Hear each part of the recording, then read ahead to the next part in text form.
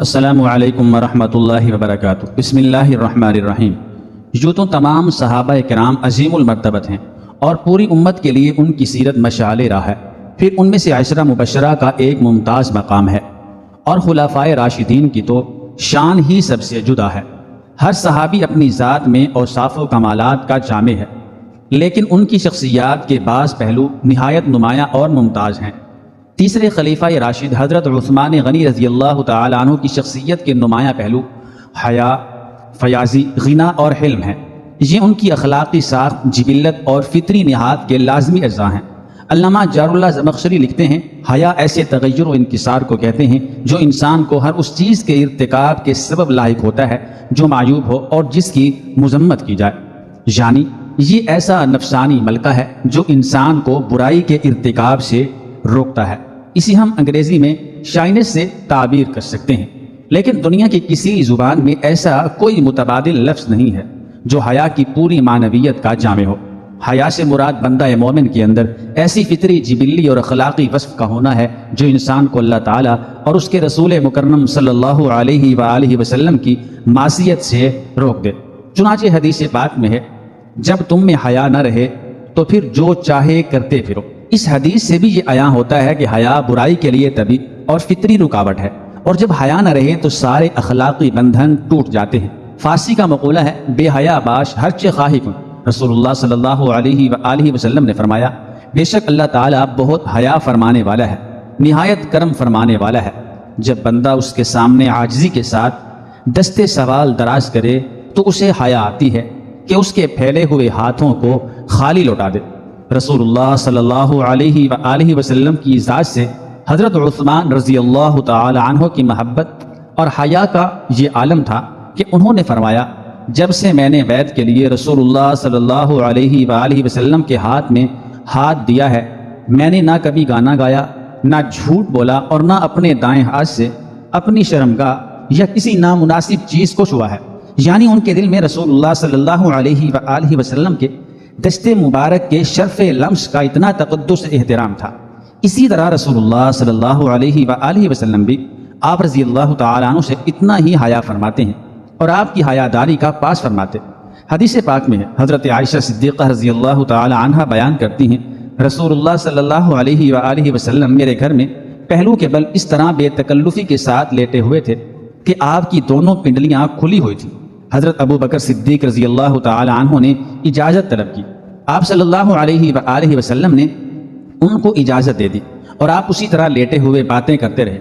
پھر حضرت عمر رضی اللہ تعالی عنہ نے اجازت طلب کی، آپ صلی اللہ علیہ وآلہ وسلم نے ان کو بھی اسی کیفیت میں اجازت دے دی اور باتیں کرتے رہے۔ پھر حضرت عثمان رضی اللہ تعالی عنہ نے اجازت طلب کی تو آپ صلی اللہ علیہ وآلہ وسلم اٹھ کر بیٹھ گئے اور اپنے کپڑے درست کر لیے۔ پھر وہ داخل ہوئے اور باتیں کرتے رہے۔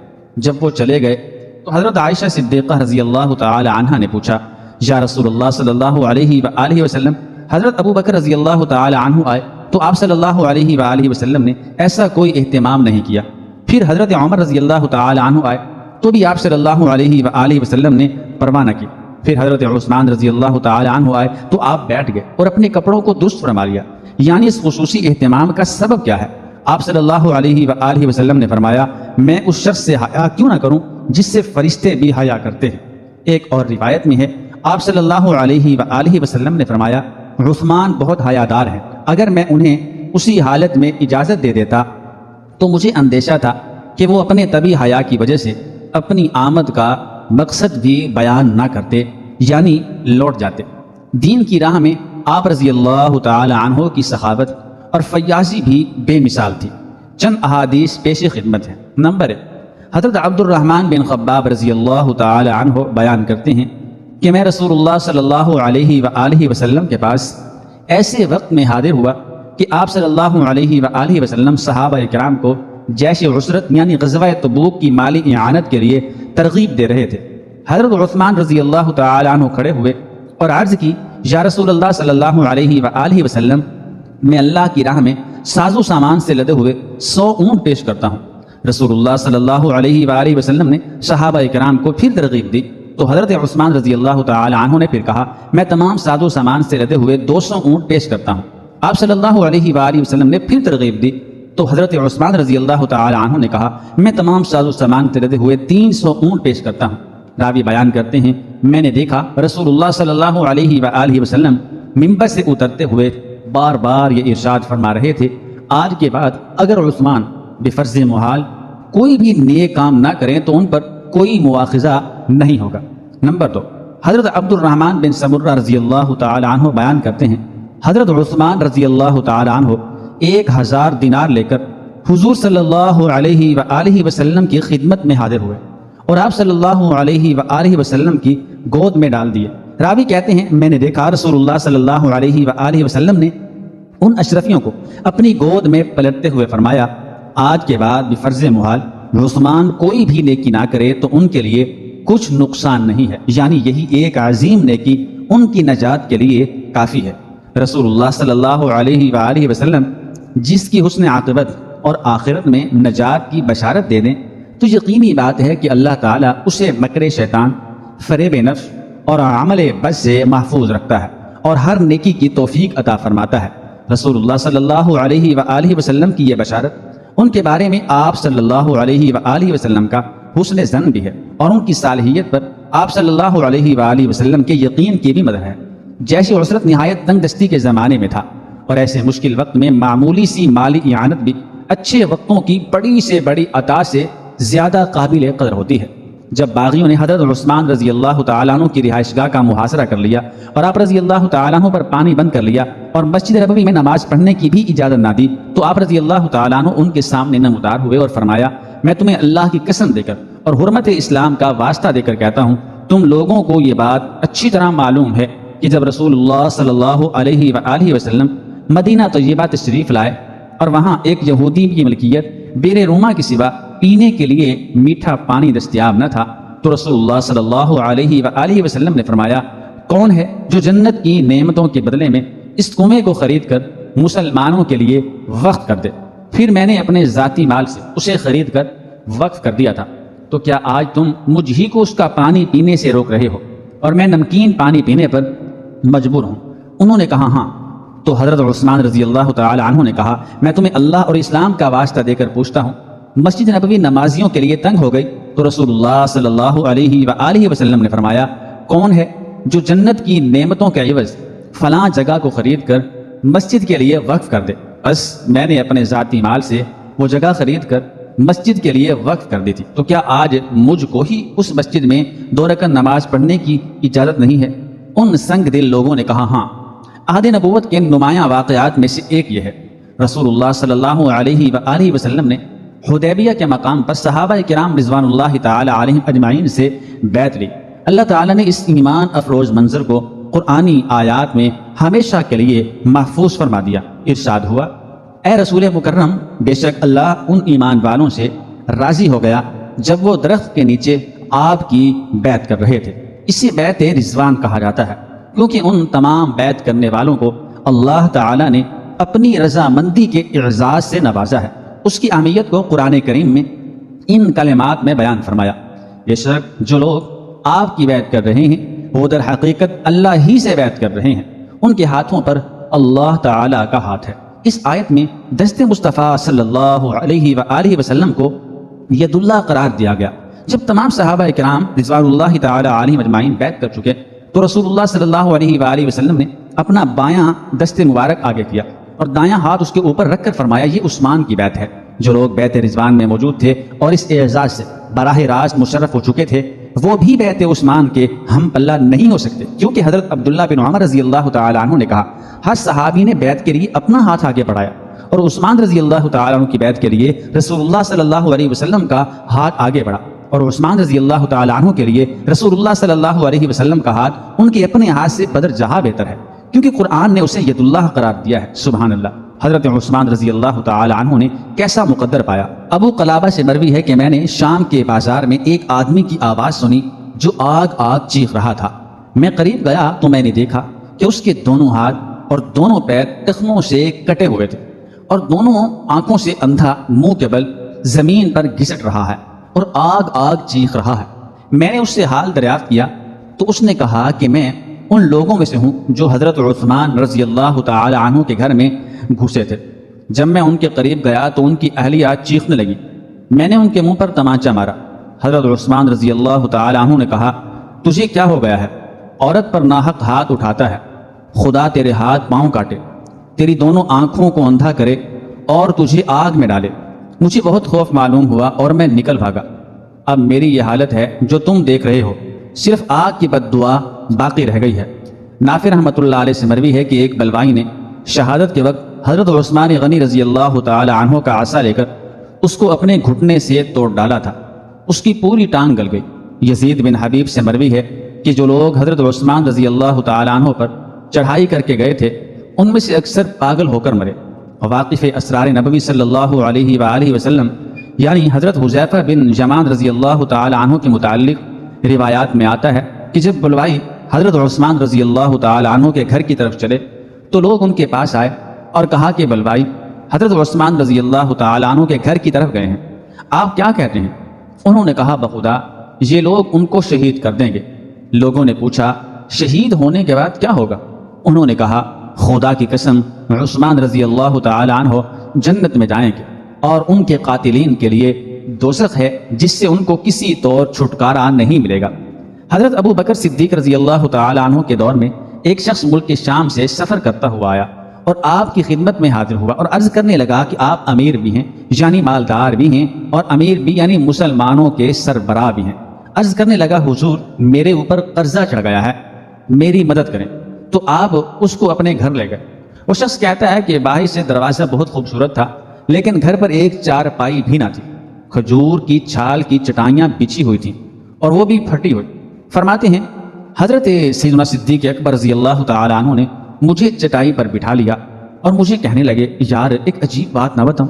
میں نے کہا، بتائیے۔ تو عرض کرنے لگے، 3 دن سے میں نے ایک اناج کا دانہ بھی نہیں کھایا، کھجور پر گزارا کر لیتا ہوں، آج کل میرے حالات کچھ ٹھیک نہیں ہیں۔ تو وہ شخص کہنے لگا، حضور میں پھر کیا کروں؟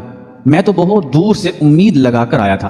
تو فرمانے لگے، عثمان غنی رضی اللہ تعالیٰ عنہ کے پاس جا۔ وہ شخص کہنے لگا، مجھے تو بہت سارے پیسے چاہیے ہیں۔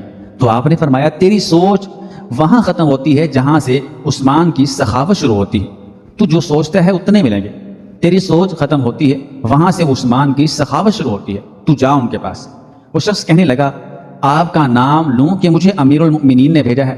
تو فرمانے لگے، اس کی ضرورت ہی نہیں پڑے گی، صرف اتنا بتانا کہ میں مقروض ہوں اور رسول اللہ صلی اللہ علیہ وآلہ وسلم کا نوکر ہوں۔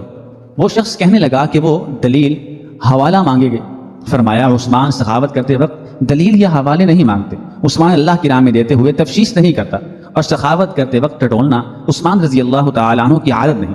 وہ شخص کہتا ہے، میں چلا گیا، پوچھتا پوچھتا دروازے پر دستک دی۔ حضرت عثمان غنی رضی اللہ تعالیٰ عنہ کے اندر سے بولنے کی آواز آ رہی تھی، اپنے بچوں کو ڈانٹ رہے تھے کہ یار تم لوگ دودھ کے اندر شہد ملا کر پیتے ہو، خرچہ تھوڑا کم کرو، اتنا خرچہ بڑھا دیا ہے، دودھ میٹھا شہد بھی میٹھا، ایک چیز استعمال کر لو، تم کوئی بیمار تھوڑی ہو۔ وہ شخص کہتا ہے، میں نے کہا، ابو بکر تو بڑی باتیں بتا رہے تھے، یہاں تو دودھ اور شہد پر لڑائی ہو رہی ہے اور مجھے تو کئی ہزار دینار چاہیے، کیا یہ شخص دے دے گا؟ وہ شخص کہتا ہے کہ میں ابھی یہ سوچ ہی رہا تھا کہ اندر سے دروازہ کھلنے کی آواز آئی، وہ باہر آئے اور میں نے کہا، السلام علیکم۔ انہوں نے سلام کا جواب دیا اور وہ سمجھ گئے کہ میں مسلمان ہوں اور مخاطب ہو کر کہنے لگے، معاف کرنا، بچوں کو ذرا ایک بات سمجھانی تھی، آنے میں ذرا دیر ہو گئی۔ ان کا پہلا جملہ ان کے بڑے پن کا مظاہرہ کر رہا تھا۔ پھر دروازہ کھولا اور پھر مجھے انہوں نے گھر بٹھایا اور میرے لیے جو پہلی چیز پیش کی گئی وہ دودھ میں شہد ڈال کر دیا گیا اور پھر کھجور کا حلوہ پیش کیا۔ وہ شخص کہتا ہے، میرے دل میں خیال آیا، عجیب شخص ہے، گھر والوں کے ساتھ جھگڑا کر رہے تھے، ایک چیز استعمال کیا کرو، میرے لیے 3 چیزیں آ گئی ہیں، لیکن ابھی میرا تصور جمع نہیں تھا۔ میں نے دل میں خیال کیا، اتنا تگڑا نہیں جتنا ابو بکر صدیق رضی اللہ تعالی عنہ نے بتایا ہے۔ وہ شخص کہتا ہے کہ کھلانے پلانے کے بعد پوچھنے لگے، کیسے آئے ہو؟ میں نے کہا کہ میں مسلمان ہوں اور ملک کے شام کے ایک گاؤں کا رہنے والا ہوں، اور کچھ کاروباری مشکلات آئی تو مقروض ہو گیا ہوں اور میرے اوپر قرضہ ہے، تو میں نے کچھ پیسے کہا، انہوں نے ایک آواز دی تو ایک غلام اونٹ پر سامان لدا ہوا لے کر حاضر ہوا۔ وہ شخص کہتا ہے کہ مجھے 3000 اشرفیاں چاہیے تھی، ابھی میں نے بتایا نہیں تھا کہ عثمان رضی اللہ تعالیٰ عنہ کہنے لگے، اس اونٹ پر تیرے لیے، تیرے گھر والوں کے لیے میں نے کپڑے اور کھانے پینے کا سامان اور 6000 اشرفیاں رکھوا دی ہیں، اور تو پیدل آیا تھا، اب اونٹ لے کر جانا۔ وہ شخص کہنے لگا، میں نے فوراً سے کہا، حضور یہ اونٹ واپس کرنے کون آئے گا؟ حضرت عثمان غنی رضی اللہ تعالیٰ عنہ فرمانے لگے، واپس کرنے کے لیے دیا ہی نہیں، یہ تحفہ ہے، تو لے جا۔ وہ شخص کہتے ہیں میں کہاں سے چلا تھا ڈھونڈتا ہوا اور پھر مدینے میں آیا، اور جب مدینے میں آیا تو اللہ تعالیٰ نے مجھے جھولی بھر کی عطا فرمایا۔ کہتا ہے میری آنکھوں میں آنسو آ گئے اور میں نے کہا، حضور آپ نے تو مجھے میری ضرورت سے کہیں بڑھ کر نواز دیا ہے، معاف کیجیے گا، میں سوچ رہا تھا دور شہر پر تو گھر میں لڑائی ہو رہی ہے۔ تو حضرت عثمان رضی اللہ تعالی عنہ نے کہا کہ اللہ نے جو پیسے عثمان کو دیے ہیں وہ اس لیے نہیں دیے کہ عثمان کی اولادیں عیش مستی کرتی پھریں، میرے مالک نے مجھے نوازا ہے تاکہ میں محمد عربی صلی اللہ علیہ وآلہ وسلم کے نوکروں کی نوکری کروں۔ وہ شخص کہتا ہے میں دروازے تک گیا تو میں نے کہا شکریہ۔ کہتا ہے ابھی میں نے بتایا نہیں تھا کہ مجھے ابو بکر صدیق رضی اللہ تعالی عنہ نے بھیجا ہے کہ آپ فرمانے لگے کہ شکریہ ابو بکر صدیق رضی اللہ تعالی عنہ کا ادا کرنا جنہوں نے تجھے یہ راستہ دکھایا ہے۔ وہ شخص کہتا ہے کہ میں نے کہا حضور آپ کو تو میں نے بتایا ہی نہیں کہ مجھے تو آپ رضی اللہ تعالی عنہ مسکرا کر فرمانے لگے چھوڑو، آپ کا کام ہو گیا، ان تفصیلات میں نہ پڑو۔ سبحان اللہ، یہ شان ہے خدمتگاروں کی، سرکار کا عالم کیا ہوگا۔ حضرت سیدنا عثمان غنی رضی اللہ تعالی عنہ کو کاتب وحی ہونے کا شرف اور اعزاز بھی حاصل ہے، اور اس ضمن میں حضرت ام المومنین عائشہ صدیقہ رضی اللہ تعالی عنہ سے مروی ہے کہ حضور نبی کریم صلی اللہ علیہ وآلہ وسلم اپنا زانو مبارک حضرت سیدنا عثمان غنی رضی اللہ تعالی عنہ پر سہارا دیے ہوئے تھے، اور میں آپ صلی اللہ علیہ وآلہ وسلم کی پیشانی پر موجود پسینے کے قطروں کو صاف دیکھ رہی تھی، جس سے ظاہر ہوتا تھا کہ آپ صلی اللہ علیہ وآلہ وسلم پر وحی نازل ہو رہی ہے۔ کچھ دیر بعد حضور نبی کریم صلی اللہ علیہ وسلم نے حضرت سیدنا عثمان غنی رضی اللہ تعالیٰ عنہ کو مخاطب کیا اور فرمایا، عثمان لکھو، اللہ کی قسم اللہ عز و جل نے اپنی نبی کی امت میں یہ منصب باعزت لوگوں کو ہی عطا کیا ہے۔ مسند امام شافعی رحمۃ اللہ علیہ میں حضرت نافع ابن الحارث رضی اللہ تعالیٰ عنہ سے منقول ہے کہ حضرت سیدنا عمر فاروق رضی اللہ تعالیٰ عنہ مکہ معظمہ میں تشریف لائے اور جمعہ کے دن دار الندوہ میں داخل ہوئے۔ دار الندوہ میں داخل ہوئے اور ارادہ کیا کہ دار الندوہ سے مسجد الحرام کے جانے میں ذرا نزدیکی رہے گی۔ آپ رضی اللہ تعالیٰ عنہ نے اپنی چادر گھر کی ایک کھونٹی پر ڈال دی، اس پر ایک کبوتر وہاں کے کبوتروں میں سے آ کر بیٹھا، اس کو حضرت عمر فاروق رضی اللہ تعالیٰ عنہ نے اڑا دیا، اس پر ایک سانپ لپکا اور اس نے اسے مار ڈالا۔ حضرت سیدنا عمر فاروق رضی اللہ تعالیٰ عنہ جمعے سے فارغ ہوئے تو میں اور حضرت سیدنا عثمان غنی رضی اللہ تعالیٰ عنہ حضرت سیدنا عمر فاروق رضی اللہ تعالیٰ عنہ کی خدمت میں حاضر ہوئے۔ حضرت سیدنا عمر فاروق رضی اللہ تعالیٰ عنہ نے فرمایا کہ تم دونوں میرے اوپر ایک ایسی شے کے بارے میں حکم لگاؤ جو میں نے آج کے دن کیا۔ میں اس گھر میں داخل ہوا اور میں نے یہ ارادہ کیا کہ جہاں سے مجھے مسجد الحرام میں جانے میں نزدیکی رہے گی، میں نے اپنی چادر ایک کھونٹی پر ڈالی اور اس پر ایک کبوتر آن بیٹھا۔ مجھے ڈر ہوا کہ کہیں یہ میری چادر پلید نہ کر دے، میں نے اسے اڑا دیا اور وہ ایک اور کھونٹی پر جا بیٹھا جہاں ایک سانپ نے اسے مار ڈالا۔ میں نے خیال کیا کہ میں نے اسے ایک ایسی جگہ سے اڑایا جو اس کے لیے امان تھی، یعنی امن کی جگہ تھی، چنانچہ اس کی موت واقع ہوئی۔ حضرت سیدنا عثمان غنی رضی اللہ تعالی عنہ نے فرمایا کہ آپ اس کے کفارہ میں 2 دانتی بھوری بکری کے صدقہ کریں، چنانچہ حضرت سیدنا عمر فاروق رضی اللہ تعالی عنہ نے ایسا ہی کیا۔